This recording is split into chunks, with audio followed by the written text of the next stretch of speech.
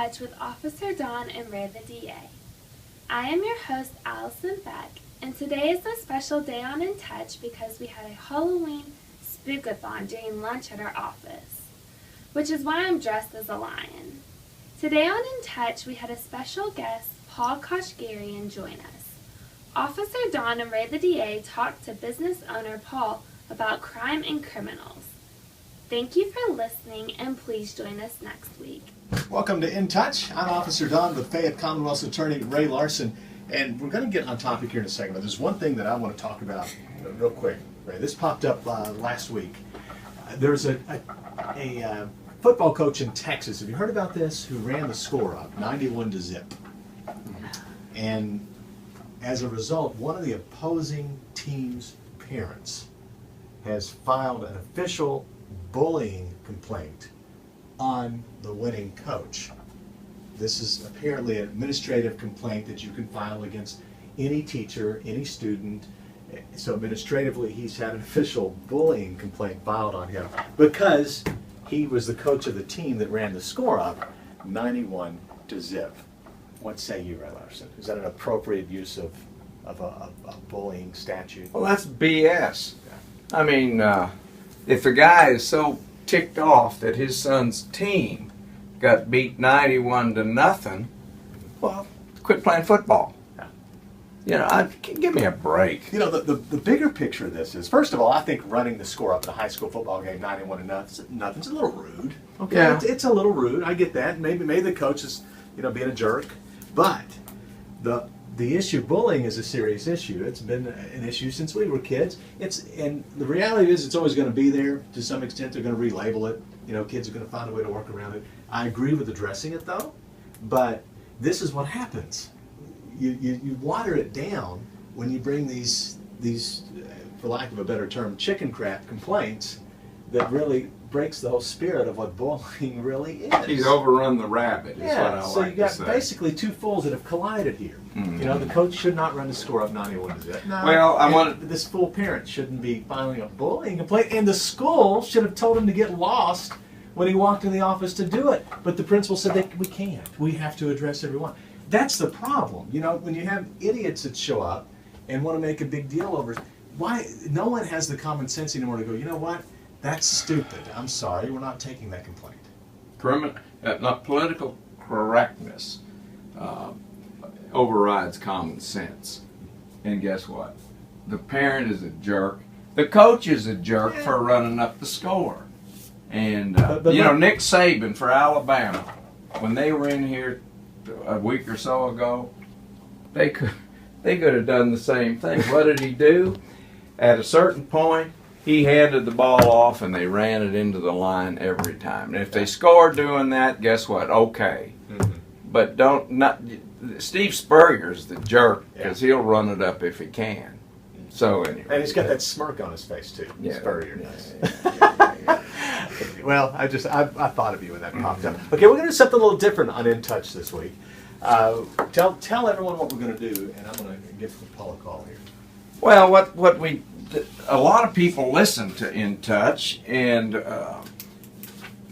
some of the issues that are out there is just one of them that came up is how do business owners deal with people that commit crimes against their businesses? And I was talking to my friend Paul Koshgerian, who along with Dudley Webb own all of the Shell stations.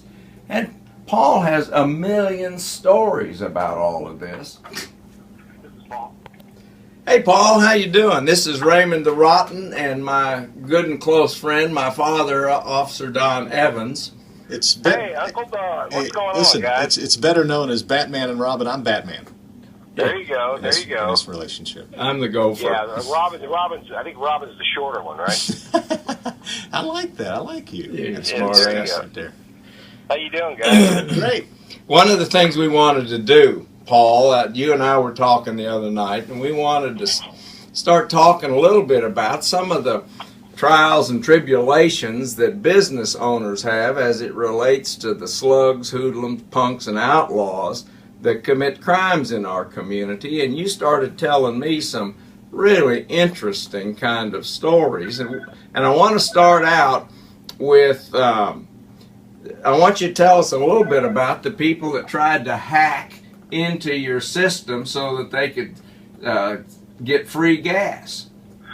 Okay, well, you can understand that in 37 years in any business, especially in a retail business, you're going to be hit in various different ways. But the one that you're referring to is one of the more unique ways of being robbed. We had a location out on Virginia Avenue and Harrodsburg Road where we sell gas out there in a convenience store, and the way that Shell and most other stores process their gasoline credit cards is through satellites that they normally put up on the roof. Mm-hmm. And in addition to that, we also have a satellite up there that programs our music into the stores. Now, you're not going to tell us how to do this, are you? I mean, you don't give too much information here. I guess I have to preference that by saying that they've since changed their system. It's all done over telephone wires now. But in any event, a store manager called one day and said that her music was out. Mm-hmm. And I said, well, I called this, so we have a contract with the service company. I called the service company, and they went out there and they fixed it. And I said, well, what was wrong with the system? And they said, well, it's the strangest thing. He said, both satellites it looked like it was wrapped in aluminum foil. It must have been a windy day, and that aluminum foil must have got up there and just wrapped itself around that LNB that comes out of the center of the dish. And I said, I said, both dishes? And they said, yeah. I said, well, I really don't think that's a coincidence. And apparently what was happening is these guys figured out a way to disable the credit card system where you could authorize the fuel there and wrap that LNB in aluminum foil and somehow negate the actual purchase. It wouldn't be charged. So we figured, wow, we got to figure out a way to keep those people off the roof. So we found out they were probably climbing up on the gas line, Columbia Gas pole that goes up the back of the building. So what we did was we tried to we had alerts out for everybody to make sure you keep an eye on people. And one guy would be out there at the pump, and the other guy would be up on the roof, with his thumb up saying, okay, you're free to pump, and it wouldn't be. So anyway, we went up there and we would grease the poles, and we first started to grease the top of the pole about 5 feet up from the roof, and then when these guys got up there, they grabbed that greasy pole and slide down, hopefully slide down and hurt themselves. And nice talk. They figured out a way around that, so one of the dealers, we had to put razor wire up on the top. And when they like a prison. The guy reached up here and grabbed that razor wire, and we didn't know what had happened, whether they were there that night or not, but I had a conversation with a guy who has a business right next door, and he asked me, how's business? He said, oh, it's great. He said, how's yours? I said, it's fine. I said, we had some incidents here. We seem to be getting robbed on this gas. They're getting up on the roof, and they're figuring out a way to get this gas. And so we put some razor wire up there. He said, well, that's a weird coincidence because somebody was in here about 3 o'clock in the morning, and the bathroom looked like somebody had slaughtered a pig in there. I mean, it was just full of blood.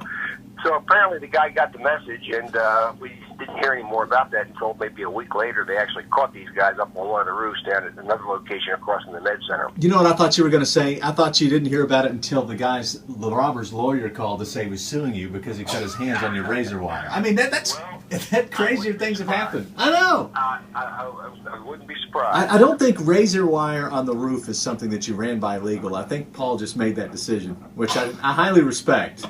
Yeah, I was thinking about putting snakes up there to a regular lion, but I think, anyway, that would have been a surprise to the robbers anyway. Now, tell me one more story. I want to hear about the guy, the retired policeman from over in Scott County who wanted to be security for you. How'd that work? Oh, that's great. We, with 37 locations, there's a good chance you're going to be robbed at least once a month somewhere. Mm-hmm. So a guy was a retired police officer, and he came up and said, I opened up a security company, and I thought I might see where you're robbed once in a while. I said, well, yeah, we have a lot of locations, and there's a good chance you're going to get robbed. So he said, how about if I come and do some security for you? I said, well, just why don't you tell me about it? He said, well, I can cover all your Georgetown stores over there. I'll just ride back and forth to all of them, and he said I charge $20 an hour to do that. So I said, what time? I mean, how long would you want to do that? He said, probably from 11 o'clock at night to maybe 7 o'clock in the morning. I don't know, what is that, 7 hours, 8 hours, whatever. So, I took $20 times 8. That's $160 a day. Times 30. That's it's $4,800. And I said, and you're just too tight for that. Go ahead. Yeah, what I told him was, I said, well, we normally keep after 11 o'clock. We only keep about $100 in the register in the event of a robbery. So I said, well, I mean, if I hire you, that's the same as you robbing me. I mean, it cost me $4,800 as opposed to $100 a month. Yeah. So I said. So he just kind of scratched his head and walked out. So, well, you should have traded him for donuts. Is that what you're going to say next? I can say that because I'm a retared cop. I'll do it if you'll let me just come in and grab a donut every once in a while. I got you covered. A free donut. And if you ever think about retiring, Don, I got a position for you. I'm sure that you do. I'm scared of working for a living. No, that's the problem. Here's the thing, though. Here's what would have really helped your businesses, and you've quit doing it. Used to, when you pulled into any Shell, you heard Officer Don saying, "Hey, this is Officer Don. Welcome to Shell," and you fired me. So no. I guess we ran out of money. No, you went with the guy with the deeper voice, is what you did. So if you ever want to bring that back, it's not going to cost you $20 an hour. I'm just saying. So, in other words, you're allowing Evans to rob you. There you go. Let's just trade robbers. Yeah, we had to cut our losses. Paul, thanks for being on. This is we hope to start doing this. You're the inaugural event, and on a serious note, you have to deal with a bunch of damn thugs, and unfortunately, the criminal justice system far too often lets business owners down because in these kind of crimes, they more often than not they're probated, and I'm embarrassed by that. But thanks for being on. Well, guys, I appreciate you calling. Anything I can do for you, be sure and call. Appreciate it, man. Have a good one, Paul. Good to talk to you again. You too. Right, thanks bye-bye. a lot, Don. Bye. Bye-bye. We didn't even ask him about gas drive-offs. I mean, you talk about something that will drive you crazy. Trying to chase those guys down. I mean, it's so bad that they'll get repeat offenders on the gas drive-offs. Then they'll just say, "Look, just get the guy's address, go over and ask him to quit stealing the gas." Right. I mean, Paul's like, "Well, Paul, I don't like to do that. We can try to put him in jail for you." He said, "Well, then just let him back out. We'll just go ask the guy to quit stealing the gas." Hey, if I could get a picture of a video of those guys driving off wherever they are, and we could identify. Or just try to identify him, Yeah, because it's hard to do it with just a plate. I mean, that's the thing. You think a lot of people think that the police officer can take a license plate and based on that plate go arrest you in this state, but you can't because you have to prove who did it, and not just the fact they had your car. That's not even close to enough evidence, and that's one of the people. We actually have victims get frustrated. They say, "I gave you a license plate," and it's like, "Well, yeah, man, but the person said he didn't do it." And here's the thing: he doesn't even have to tell me who had his car legally. I mean, it's And if we did catch him, we'd have to give him a ticket, not arrest him.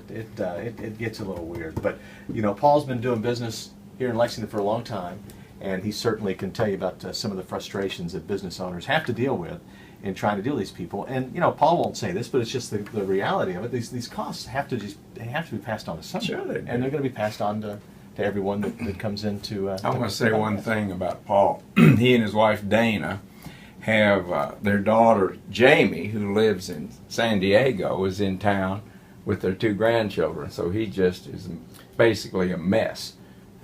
Well, we were supposed to go flying. He did comment about going flying this week. Yeah. And he's like, "Don, do you remember when I used to, pay you to advertise for me?" He said, "Now I need a favor." Yeah. So. And you said, who? I said, who "What's are in you?" it for me now? Yeah. Who are you? We're going to take care of Paul. They're really good people. And I appreciate what they do for the community here.